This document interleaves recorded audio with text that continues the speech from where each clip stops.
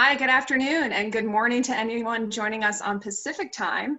I'm Lieutenant Commander Laura Steger. I'm the Public Affairs Officer for the Sea Services Leadership Association, and I'm so excited to kick off our 6th session of the Joint Women's Leadership Virtual Series with a focus today on women, peace, and security with our guest, national security expert and author, Dr. Joan Johnson-Fries. First, I'd like to thank our sponsors who made it possible for us to hold this virtual series and for you to join us today. They are Johnson & Johnson, USAA, and Amazon Military. So thank you for all your outstanding support to our organization. Following Dr. Johnson-Fries's presentation, we'll also have the opportunity to hold a question and answer session. So if you're joining us on Zoom, please type your questions directly in the Q&A box so we can see them. And you'll also have a chance to participate in a live poll during today's webinar. So when prompted, just take a moment to plug in your response. And for anyone watching the stream right now on Facebook on the Joint Women's Leadership Symposium Facebook page, while you can't take part in the live poll, you will have the opportunity to participate in the Q&A session. So if you have any questions for Dr. Johnson-Fries, just type those directly in the Facebook comments section, and we'll get to those as we can. And as always, the views and opinions expressed in this webinar are those of the speaker and do not represent the views of the Sea Services Leadership Symposium, the Department of Defense, the Department of Homeland Security, or any other federal entities. And we are recording this session and we'll be posting to SSLA's YouTube and social media platforms. So please feel free to share with your friends and colleagues. Now I'd like to introduce our guest, Dr. Joan Johnson-Fries. Dr. Johnson-Fries is a professor at the U.S. Naval War College's National Security Affairs Department, having served previously on the faculties of the Asia Pacific Center for Security Studies, the Air War College, and the University of Central Florida. She currently also teaches courses on women, peace, and security through Harvard's Extension and summer schools. She's published 6 books and more than 100 articles on space security, multiple articles on gender politics in journals such as Joint Force Quarterly, War on the Rocks, and Space News. Her most recent book is Women, Peace, and Security, an Introduction, published in 2018. Dr. Johnson-Fries has testified before Congress on multiple occasions regarding space and is a regular expert contributor to several major media outlets, including CNN, ABC, CBS, the New York Times, and the Wall Street Journal.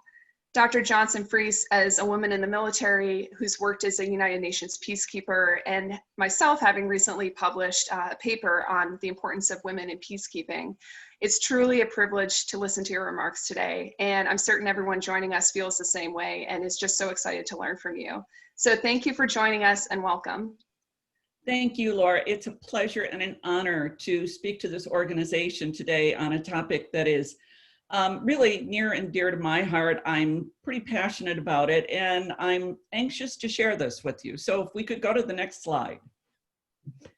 I've had the opportunity to talk about the Women, Peace, and Security Framework to lots of different organizations, lots of different groups in Ethiopia, Japan, Qatar, the United States, and I always start with the same thing, and that's to ask the question, how many of you that are listening and watching today consider themselves already familiar with this Women, Peace, and Security Framework that stems from UN Security Council Resolution 1325 as its foundation. So if we could run that poll just to see if you could do an answer to this question, and we'll post it as soon as the responses are in. While you're doing that, I just want to share that what my goal is today is to talk about this framework, what it is and what it isn't, why it matters, implementation challenges, and there are several,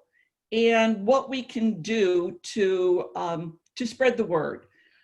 Department of Defense has a key role in implementing the Women, Peace, and Security Framework, but it's been my view, you can't implement what you don't know about.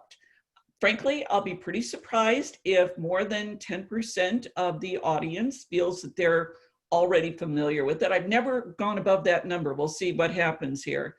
But it is important to understand the framework before we can implement it. And it's not just implementing it over there somewhere else, it's within DoD and within the military as well. So if we wait just a second here, and if we can get the results of the poll. Heard of it? Okay. So this is good. 20% have said yes. That's higher than normal, but I'm really not surprised given the organization. But there's still a combination of almost 80% that basically says familiar but not aware. So that given the case, we can close the poll, and I'll start with what it is and what it isn't. So next slide, please. To give you just a little bit of history, the Women, Peace, and Security Framework stems from the human rights work that was going on at the United Nations in the 60s and the 70s. But women, peace, and security is not just about human rights, equal rights. It goes beyond that. Interestingly enough, there were two major treaties passed at the UN on human rights in the 60s and 70s. But a lot of those signatories later came back and said, well, they didn't realize that these treaties would apply to women. Human rights didn't apply to women. Well, so the UN came up with a second treaty called CEDAW, the Convention on the Elimination of All Forms of Discrimination Against Women, signed by 187 of the 194 UN countries, not including the United States. And if you're curious as to why we didn't sign, we can talk about that later in Q&A. But I should note, of those 187 countries, a lot of them kind of signed with an asterisk that said, well, we're all in favor of no discrimination as long as it doesn't impinge on our law or our culture, which made it pretty much null and void. But all of that activism, largely through women's organizations, leadership organizations, culminated with UNSCR 1325, which was passed in the year 2000. So this is the 20th anniversary, making it even more relevant that we talk about it.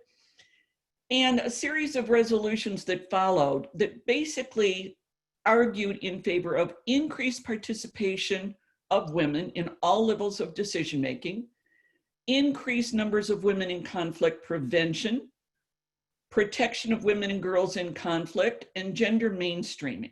It's a huge topic, and I certainly won't be going into it in the depth that I'd like to today, but it's a broad range of resolutions that basically recognized that women play a role in security affairs, and therefore our voices must be heard in security affairs. Next slide. Fundamentally, if you come away from this webinar with remembering nothing else, I hope you remember that fundamentally it deals with two things. The first is inclusive diversity. Having women involved in a way that they can make their voices known, they are listened to, they feel they can speak without potential retribution. And that's in things like peace talks. Right now, these peace talks that are going on in Afghanistan, women are really not represented.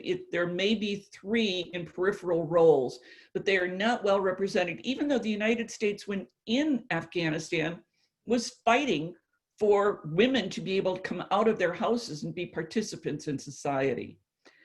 It's not just over there again that there are problems. That the bottom image talks about a panel that was to be held at a conference in Canada a couple years ago. The topic being security solutions, women's contributions, and what's wrong with the optics of that picture. Where are women? The topic is about women's contribution, and there are no women. Many of you are probably aware there's even a name for this. They're called manels. When you're talking about topics in which women are involved, and I would challenge individuals to name more than a few, basically dealing with male medical issues, where women aren't involved. So inclusive diversity is the first aspect. The second is what's called gendered perspectives. And first, I would note gender does not mean just women. It means girls, women, boys, and men. It basically says policies and actions will have different effects according to your gender. That image more women die in car accidents than men. And it's not because we're worse drivers. It's because all the safety standards are set based on the measurements of male crash dummies, that women are smaller, so seat belts, airbags, all those considerations are based on men. But it's not, again, just women. It's the idea that when we think about sexual assault, sexual violence, we usually think about it in terms of girls and women, but yet boys and men are victims as well. So gendered perspectives encourages the consideration of how policies, programs, actions will affect genders differently.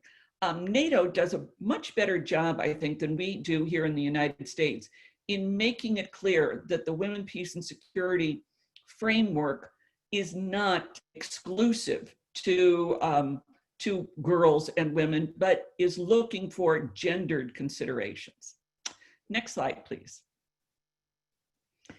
After UNSCR 1325 was passed, it was left up to individual countries to set up action plans. And as of earlier this year, there were 84 countries that had national action plans. And the United States had our first action plan in 2010. So again, these are what are you going to do with this framework? How are you going to implement it within your own country? Next slide. In the United States, we took that first action plan, revised it a few years later, and then in 2017 passed on a bipartisan basis the Women, Peace, and Security Act, which made it the law of the land to implement this framework of inclusive diversity and gendered perspectives. The US strategy on women, peace, and security was then delivered in 2018, delivered to Congress by Ivanka Trump, and in 2019, I'm sorry, and then the DoD implementation plan and framework came out earlier this year. So we have a complete strategy, a national strategy, a DoD strategy to follow up on legislation, and yet 80% of our audience today in the military is not aware of it. You can't implement what you don't know about. So my little niche in this field, and I've only been doing it since 2014, showing that I was not aware until quite late, is about raising awareness. Next slide, please. Well, why does it matter? What are the arguments in support of? Because if it's not getting a lot of attention, we need to make clear why it should. So next slide.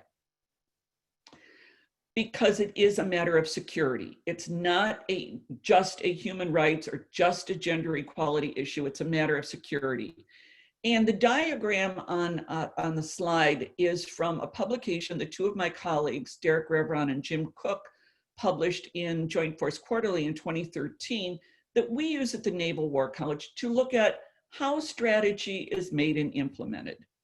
And one of the key external factors in strategy development is understanding the security environment. But how can you understand the security environment if you're not including the views, perspective, and information that can be garnered from half the population? We need to be including women so that we have a better understanding of the security environment. I think the United States has found repeatedly in places like Afghanistan and Iraq that not fully understanding the environment before going in does not set up your strategies for success very well. So we need to understand the environment. Furthermore, the nature of war has changed, and it changed in ways that really affects women. While the United States, we are very much focused on great power competition.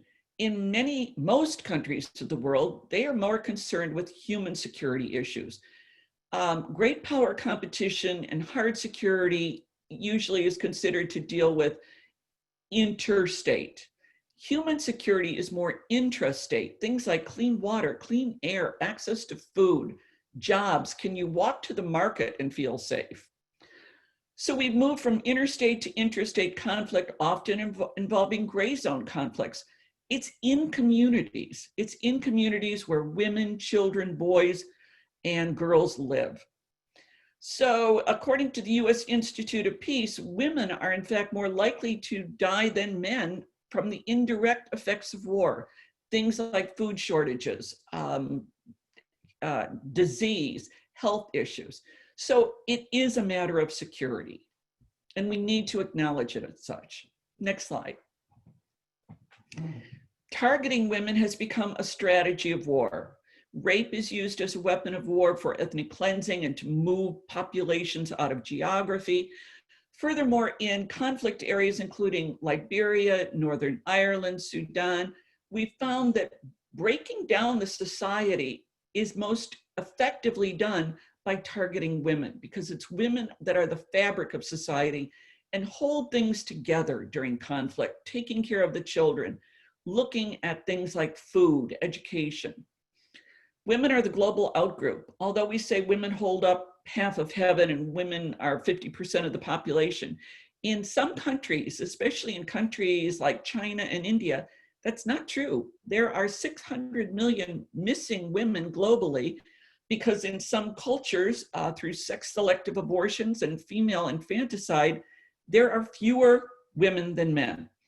In China, they call these actually men who can't find brides, bare branches. And they're considered a security risk because they're not tied to communities.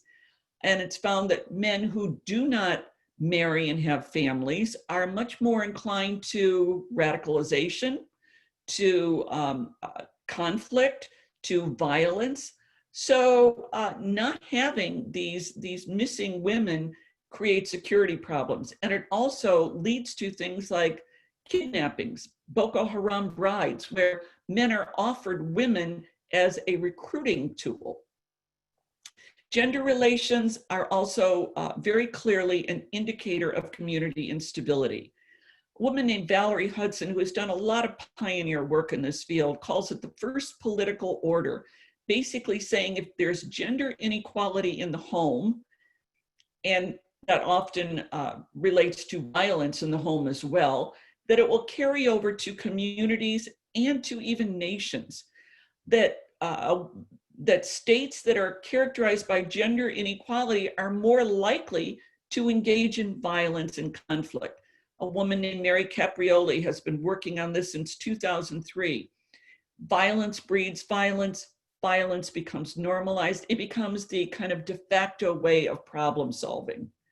And we know, again, it's not just a strategic issue other places, that we still have reports in the Military Times about a culture that fosters sexual assault and sexual harassment persists even within the Pentagon and even within the military. And I'm sure all of you are far more aware of this than I am. Next slide. Women are agents of security. We've had them in high levels in the CIA, Department of the Air Force, at the United Nations, within the Department of Defense. This book, Ashley's War, is about Lieutenant Ashley White, who was part of a special team that was sent in with Special Operations Forces in Afghanistan to talk to the women, because the women in the communities often had more information, more valuable information than the men, and they were willing to share it. So they wanted to have women there who could talk to, because the men, due to cultural regions, couldn't. But I would point out as well that Ashley White and her colleagues were attached to these special ops unit, not assigned to them. They were attached to them much as you would attach units that canine units or other units that serve peripheral needs, rather than having them be an inclusive part of the team. Next slide, please. I would also point out that now that we're in this COVID pandemic, countries led by women have in fact been shown to do better in dealing with COVID. And a lot of it is because of their leadership traits having to do with trust, humility in their willingness to defer to science.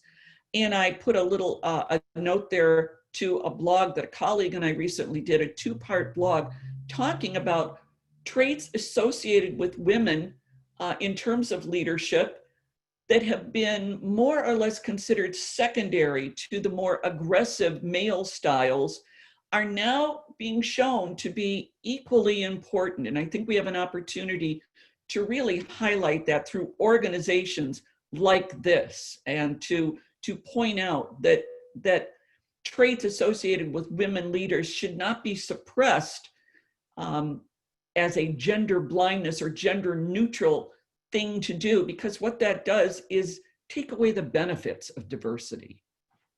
Next slide, please. A couple examples of how women are agents of human security. The Food and Agriculture Organization says that if we were simply to redistribute food aid differently, we could have millions of less hungry people. Because right now, aid is given to landowners, and in many countries where women are the primary agricultural workers, they're not allowed to own land. So just redistribution would make a difference to millions. Health. A woman in Nigeria is 200 times more likely to die in childbirth than a woman in Sweden. Yet we're cutting back on healthcare aid in areas for women's health. Development. If we just had more gender inclusivity in the job market, we could add 12 million to the global GDP by 2025. Education, an increase of 10% higher enrollment of girls in school can increase a country's GDP by some 3%. So there's tangible results from inclusivity. The image there is of an organization called Solar Sister, which is a franchise where women in countries, Nigeria, Tanzania, can own money to be economically independent and give themselves much more agency than otherwise. Next slide. Here's the big one. It has been statistically shown that when women are included in peace negotiations, the resulting agreement is at least 20 is their probability it will last for at least 2 years increases by 20%, and 35% that it will last at least 15 years. Yet women are included less than 10% of the time. So we know there's a relationship. We know inclusivity has benefits, yet we're not doing it. Next slide. Why aren't we doing it? What are the implementation challenges so that we can address them? Next slide, please. Well, implementation challenges are structural and cultural. The image there of the RBG movie. Any of you who have a credit card in your own name, any women who have credit cards in their own name, any women who have mortgages in their name, we owe that to the structural barriers that were broken down by Ruth Bader Ginsburg. In the United States, we're very fortunate that many of the structural barriers have been taken down, and structural barriers are those by law or policy. The last of those seems to have come down at the Pentagon very recently, allowing women into combat positions. Cultural are actually the harder challenges, and it's not just cultural issues in, again, developing countries, but for example, a couple years ago, I was in Japan giving gender inclusivity talks, and it was found that Tokyo Medical School, which is their Harvard, admitted that for years they had been deliberately lowering scores of women applicants because it was felt, well, they were just going to have children and leave the medical profession. So let's give those slots to the men. So there are structural and cultural impediments. Next slide. Sometimes that's because of what we call the blind fish syndrome. And that's basically individuals being unaware of their own environment. So blind fish, 2 fish swimming in a fish bowl. One fish says to the other, what do you think of this water? And the other fish says, what's water? So if you aren't experiencing sexism or racism, as we're talking about increasingly at a nationwide level, you might not recognize it, and you might inadvertently perpetuate sexism. So part of it is blind fish, part of it can be addressed by awareness. Next slide. Sometimes, though, there are deep-rooted patriarchies and misogyny. If you want to read that first quote, I received that in response to an article I submitted to a military journal about the need for diversity within the military. And the editor sent this back to me the next day.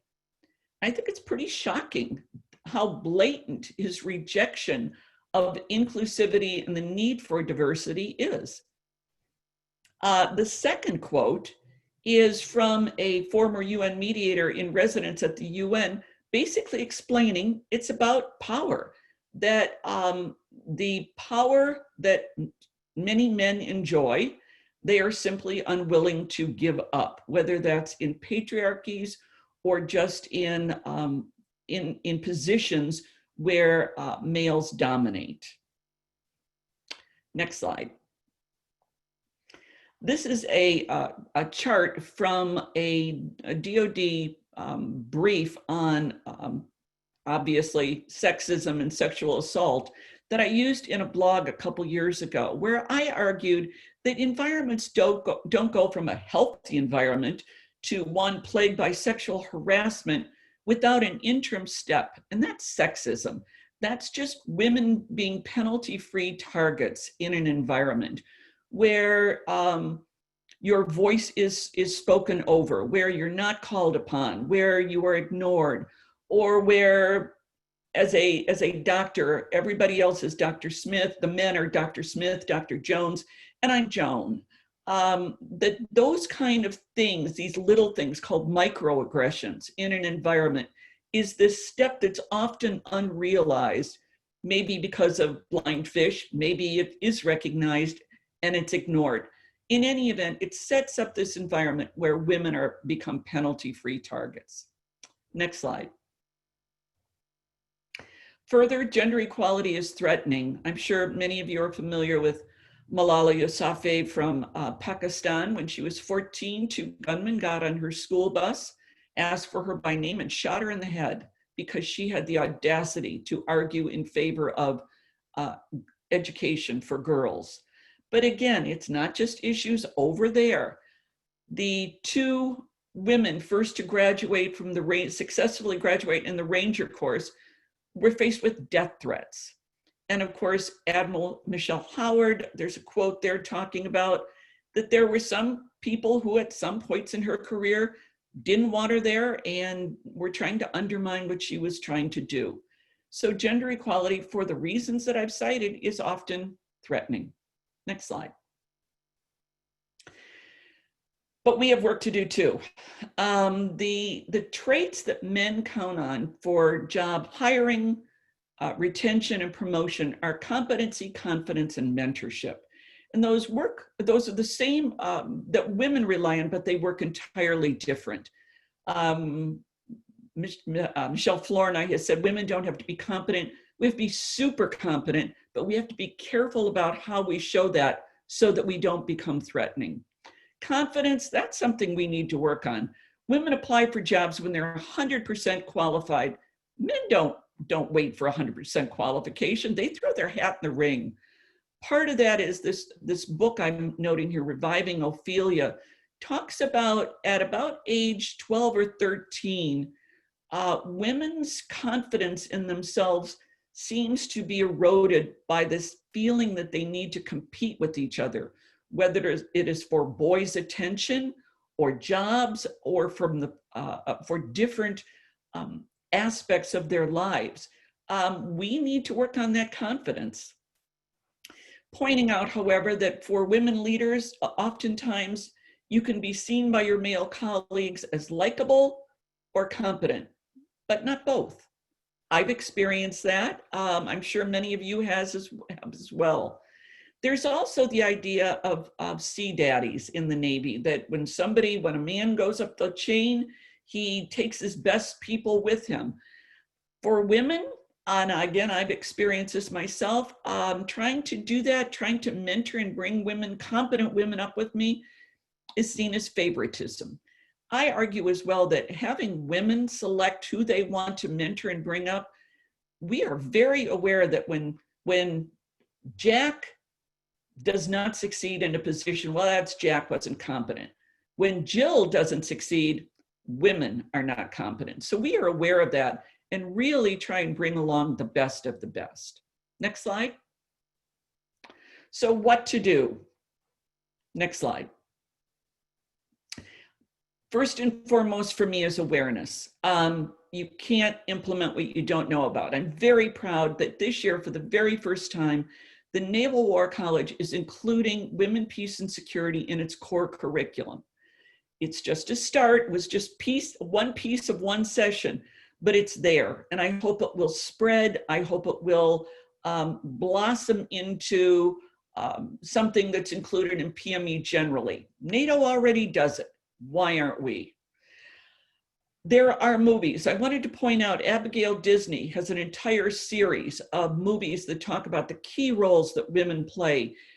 Pray the Devil Back to Hell is one I use in my classes. It talks about the role of women in Liberia. There is another one, Wave Goodbye to Dinosaurs on Northern Ireland. There's a great one on the role of women peacekeepers and how important they are. I wrote a book on this topic a couple years ago because I found while there's lots of great articles and books on specifics, there wasn't just an introductory book. And I think it kind of allowed just an introduction. I give a lot of these webinars. I gave one a couple weeks ago to the cyber unit of the Air Force, and I'm happy to do them. If any of you feel this is worthwhile, I'm always happy to do them. And there are others who do it as well. Next slide. There are programs that DoD is already involved in, many of them in AFRICOM and SOUTHCOM, where they're dealing with human security issues. There is a gender advisor course, and these gender advisors are charged with making sure that gendered perspectives are considered. But you'll note, it's 7 people graduated from the latest class. It has to be more widespread. We need more peacekeepers, we need more gender advisors, and they need to be put in positions where they have the weight and the ear of those who are making decisions. It doesn't do any good to have a part-time contractor as a gender advisor. Next slide. Plus, skeptics want data. And there has been a lack of data. What isn't counted doesn't count. We've all encountered that. We have to reject the idea of gender neutral and gender blindness in programs, because what that means is you result or you revert to the status quo, which are masculine traits and the loss of the benefits of diversity. Sometimes because of lack of data, data is overstated for effect and then it loses credibility. And sometimes data is not gender separated. I would bring your attention to a new book called The First Political Order by Valerie Hudson and her colleagues, which states they have used data to say in countries high on gender equality, those countries are twice as likely to be a fragile state, 3.5 times more likely to have an autocratic, more corrupt government, and 1.5 times the chance of being violent and unstable. This study was funded by DoD through a Minerva grant. We know this happens. You know, if the Pentagon knew that countries that only ate pizza were more likely to be unstable, I would bet we'd be in there trying to diversify their diet. We know gender equality and inequality matters, but it's kind of treated as, well, those are women's issues. Women's issues can't be seen as peripheral. They must be included as mainstream. Next slide. Sometimes it's a matter of resources. In countries like Jamaica, where they are committed to gender empowerment, they don't have the budget to implement. There have been budget cuts to the State Department Office on Global Women's Issues. Budgets for mainstreaming peacekeeping has been cut. And I would note, this is a quote from an article that a colleague and I, Andrea Goldstein and I wrote. talking about the defense budget included budgeting for women, police, and security for the first time in 2019. And the budget allocation was $4 million, and that's great.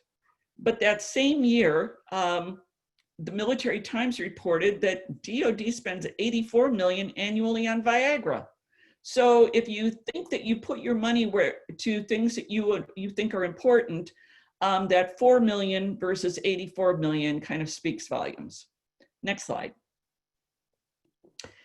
So how do we do it? Leadership is key. You are all leaders. You're in a leadership association. We need to, when in leadership positions, speak out about implementing women, peace, and security framework across the board, and that's externally and internally. It's not just over there. And I'd like to run this very short 3-minute video by the former Chief of Staff of the Army of Australia, General Morrison. If you could run this, please. Earlier today, I addressed the media and through them the Australian public about ongoing investigations into a group of officers and NCOs whose conduct, if proven, has not only brought the Australian Army into disrepute, but has let down every one of you and all of those whose past service has won the respect of our nation. There are limits to how much I can tell you because the investigations into this network by both the New South Wales Police and the ADF Investigative Service are ongoing. But evidence collected to date has identified a group of men within our ranks who have allegedly produced highly inappropriate material, demeaning women, and distributed it across the internet and Defence's email networks. If this is true, then the actions of these members are in direct contravention to every value the Australian Army stands for. By now, I assume you know my attitude to this type of conduct. I have stated categorically many times that the Army has to be an inclusive organisation in which every soldier, man and woman, is able to reach their full potential and is encouraged to do so. Those who think that it is okay to behave in a way that demeans or exploits their colleagues have no place in this army. Our service has been engaged in continuous operations since 1999 and in its longest war ever in Afghanistan. On all operations, female soldiers and officers have proven themselves worthy of the best traditions of the Australian Army. They are vital to us maintaining our capability now and into the future. If that does not suit you, then get out. You may find another employer where your attitude and behaviour is acceptable, but I doubt it. The same goes for those who think that toughness is built on humiliating others. Every one of us is responsible for the culture and reputation of our army and the environment in which we work. If you become aware of any individual degrading another, then show moral courage and take a stand against it. No one has ever explained to me how the exploitation or degradation of others enhances capability or honours the traditions of the Australian Army. I will be ruthless in ridding the Army of people who cannot live up to its values, and I need every one of you to support me in achieving this. The standard you walk past is the standard you accept. That goes for all of us, but especially those who by their rank have a leadership role. If we are a great national institution, if we care about the legacy left to us by those who have served before us, if we care about the legacy we leave to those who, in turn, will protect and secure Australia, then it is up to us to make a difference. If you're not up to it, find something else to do with your life. There is no place for you amongst this band of brothers and sisters. Next slide, please. So to conclude, this is about security. It's about security of women across the board and the role that they play in the security of nations. This quote from the former president of Kosovo, the security of women is the security of society. I hope I have been able to show you the need and what you can do. So at this point, I am happy to take questions and thank you for the opportunity to speak with you. Thank you so much, Dr. Johnson-Fries. What an incredible presentation. I really enjoyed it, and I'm sure our audience did as well. So if you have questions for those attending on Zoom, please plug those into our Q&A box. And for those watching on Facebook, you can put those right in the comments section of the video, and we'll try and get to as many as we can today. So Dr. Johnson-Fries, first question concerns women in peacekeeping roles. So as you talked about, women provide such unique capabilities, and in peacekeeping, which often deals with very gendered conflicts, and women are affected disproportionately and different than men are. Yet we look at the numbers, there's less than 5% of military peacekeepers are women, and probably about 10% of UN police officers are women. So knowing the importance of having women in these fields, what can be done to recruit or retain more women in peacekeeping? Yeah, you know, there's so many aspects that go along with that. We need to make sure, number one, that we do more recruiting, and recruiting is often difficult. One of the Abigail Disney movies that I mentioned deals with recruiting women in Bangladesh, and that they were sent on assignment to Africa. The cultural issues they felt at home, that they were shunned for doing masculine training. So it's finding recruits. I think a lot of it is getting the money to pay for more peacekeepers rather than cutting back as we are now.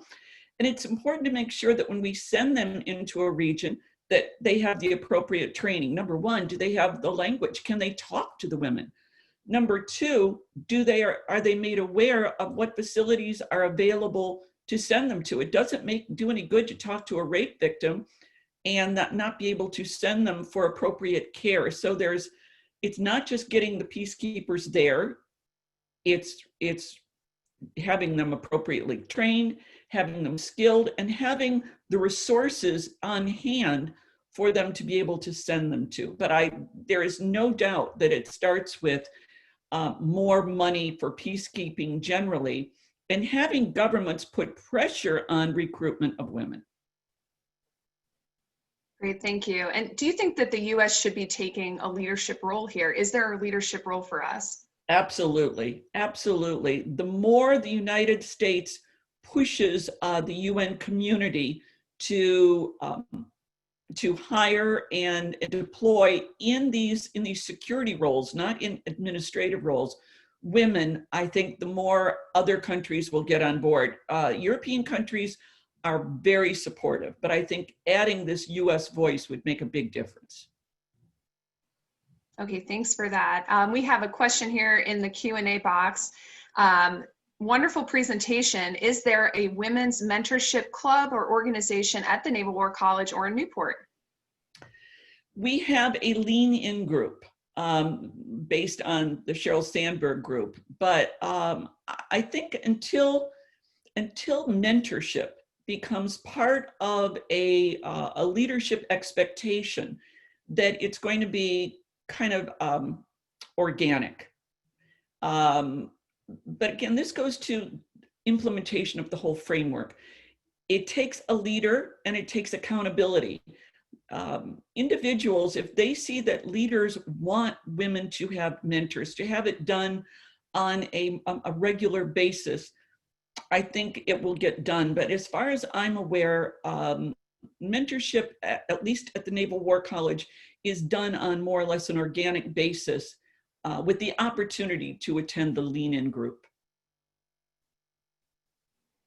Okay, thank you for that. Another question from one of our attendees. How do you suggest, because gender issues are issues for all of us, how do you suggest women address sexism when the dominant coalition is essentially responsible for it?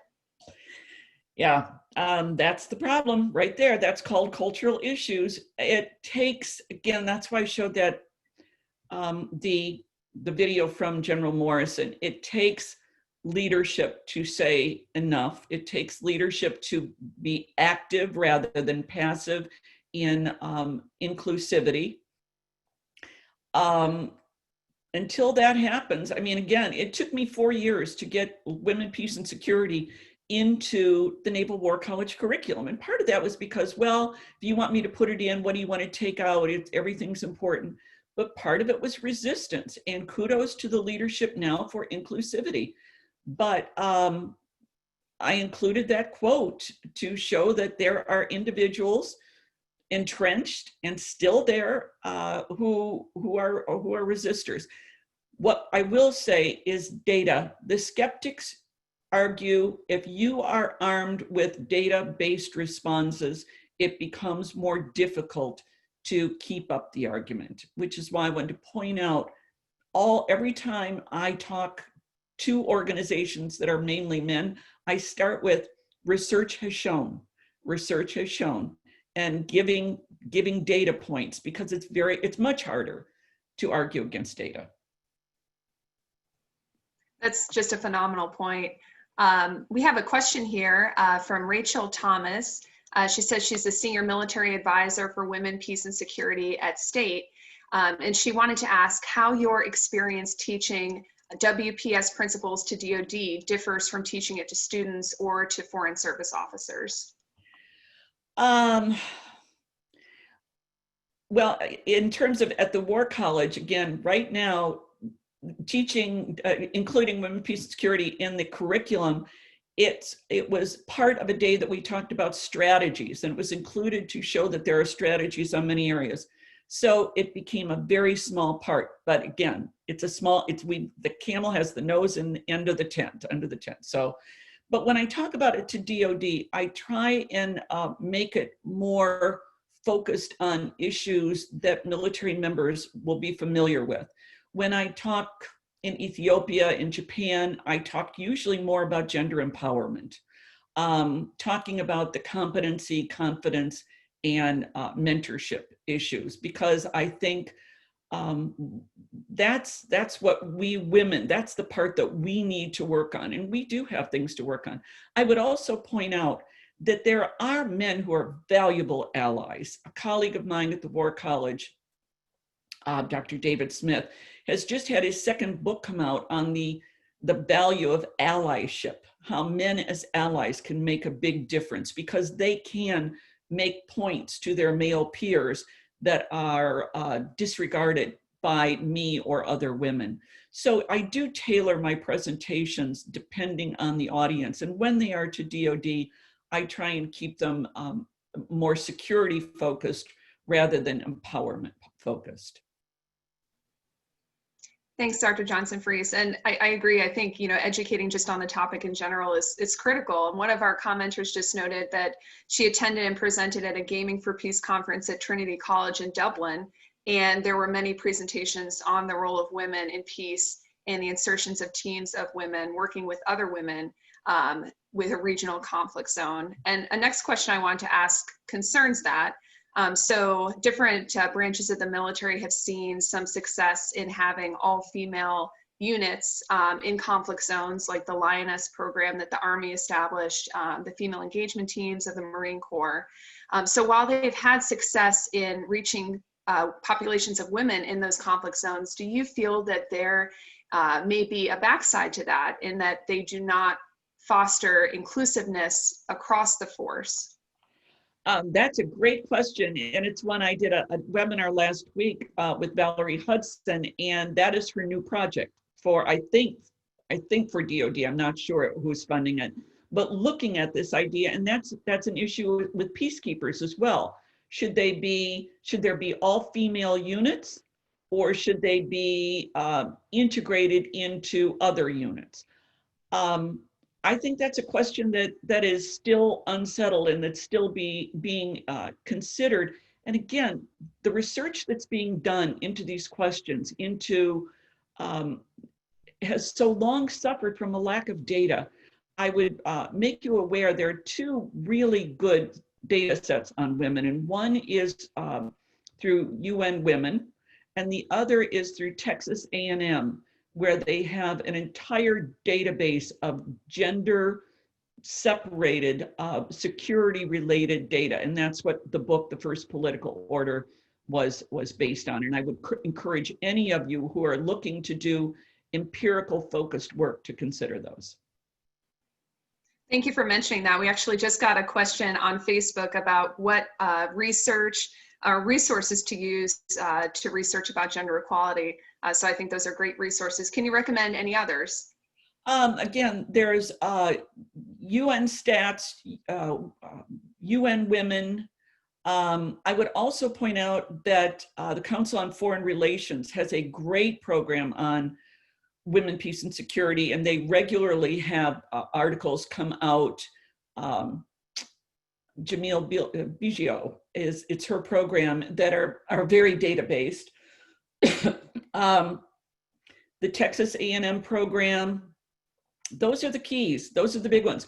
There are also programs on women, peace, and security. The big ones are through Georgetown and London School of Economics. And they have a lot of data gathering that's going on as well.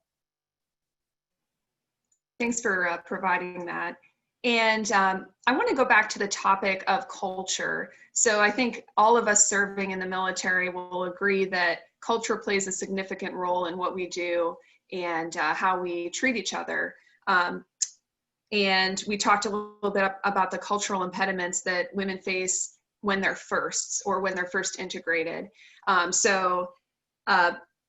Do you think that integrating women is a cultural issue still? And what can leaders do to make it more of an issue where we're recognizing contributions and competencies of women? Well, again, I think it's not just a matter of including one woman. You know, that doesn't do it. And even when you have a woman leader, well, that doesn't make all the difference. What they've found is until you have about 30% gender diversity, that's where you start getting inclusive diversity. That's where you get women being listened to and not being talked over. But getting there is very difficult. I'm currently working on a new book that looks at how women are put in competition with each other. When there's kind of two positions open and you know that one is going to go to a woman and there are 15 women who are qualified, they're put in competition with each other. So how to overcome that? I think it's important for leaders to recognize that in order to get the diversity that many say that they are looking for, you need to have at least 30%, 30% gender distribution. Until you get to that point, unfortunately, you have more rhetoric than implementation. So part of this is letting leaders know that there's an expectation of 30% gender diversity if their rhetoric about the need and desire for inclusivity is actually going to happen. That's a great point. And I think all of us are wondering maybe how we fit into that. A question we received is just simply, how can I get more involved? And your audience today it's military members, it's students, it's other professionals, but how can we personally get involved in this mission of inclusivity and women, peace, and security? Well, again, from my perspective, it's raising awareness. You are all in or rising in positions of leadership. When you have the opportunity, talk to your leaders. I make it a point, probably an obnoxious point, if I'm sitting next to a member of Congress at dinner, asking them, so how are you doing with the implementation of women, peace, and security? And most of the time I get a look and kind of a deer in headlights look, and they say, remind me what that is again. And I'm happy to do so. I point out the fact that you aren't aware and you aren't involved. We had a speaker at the Naval War College a while back, a woman 3-star who was asked a question about women, peace, and security, and she admitted she didn't know what they were referring to. When you have the opportunity on a kind of casual basis or officially, raise their awareness. Ask them if they are aware. Offer to talk a little bit about it, but you have to kind of be vocal, and not everything has to be a confrontation. It can be educational. Again, assume blind fish unless it's clear that it's more than that. Thanks for that. I think we have maybe time for just one more question. So Are there any other tools or resources you can provide to the audience today to learn more? And what should we do next? What should we do next? Well, I hope that what this has done is whet your appetite for knowing more. And I would encourage all of you to maybe think about looking into your own field, whatever it happens to be, and think about ways that you could be involved in raising awareness and sharing the view. I would be happy to, if anyone's interested, to maybe provide a bibliography, short list of resources that you could use to kind of bolster your arguments. That'd be something. That's a start. I think we'd be happy to share that. We'll actually have a blog post on SSLA's website in the near future highlighting this, and I think including those in that blog would be great, so we'd love to have those. I can get that to you, and I'd be happy to. Great. Well, Dr. Johnson-Fries, thank you so much again for your presentation, for taking time to answer questions. We really appreciate it. I'd like to highlight now our next virtual series session. This one is going to be brought to us by USAA. It's on a topic that's probably near and dear to many of our hearts, the top 10 military money mistakes and how you can avoid them to get back on the path to financial security. So SSLA's Marine Corps Board of Directors representative, Major Mariela Pena, will be moderating the session with guest JJ Montanaro. He's USAA's relationship director for its military advocacy group. So we'll hold that session on Monday, October 12th at 3 p.m. Eastern, noon Pacific time.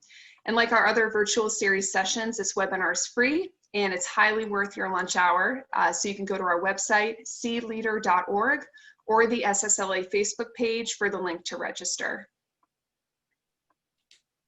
And if you like what you saw today, we invite you to join SSLA. So SSLA is the only nonprofit organization dedicated to mentorship and professional development of women in the sea services. And we provide support to women in all branches of the military and DoD. Because mentorship and development of military women is a critical issue that needs to be addressed by all of us, our organization is open to all, to men and women across all ranks, all services, and DoD. So your membership not only contributes to that mission, but it gives you access to resources like our member database, the opportunity to participate in regional task forces and committees, access to members-only events like our Leadership Book Club, and the discounted registration to our annual Joint Women's Leadership Symposium. So as a lifetime member of SSLA, I can say with confidence that a membership in our organization is absolutely worth your contribution and your time. And it's such a big contributor to furthering our mission of fostering inclusion and developing future leaders. And as I mentioned before, the recording of today's webinar will be available on our Facebook page, and we'd invite you to connect with us there and converse with us. You can also go to our website, cleader.org, where you can also find the latest updates on other SSLA events and professional development opportunities. And lastly, we're looking forward to hosting our in-person 2021 Joint Women's Leadership Symposium next spring or summer in Norfolk, Virginia. Dates and other details are TBD as we're continuing to work through this COVID environment, but we're excited to once again host this event.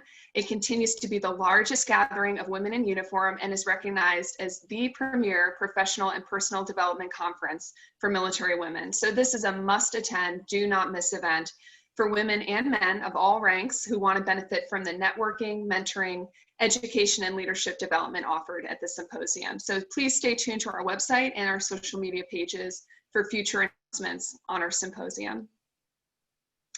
And with that, Dr. Johnson-Fries, thank you again for a fantastic presentation. Thanks to all our members and our attendees for joining us today. We hope to see you again and have a great day.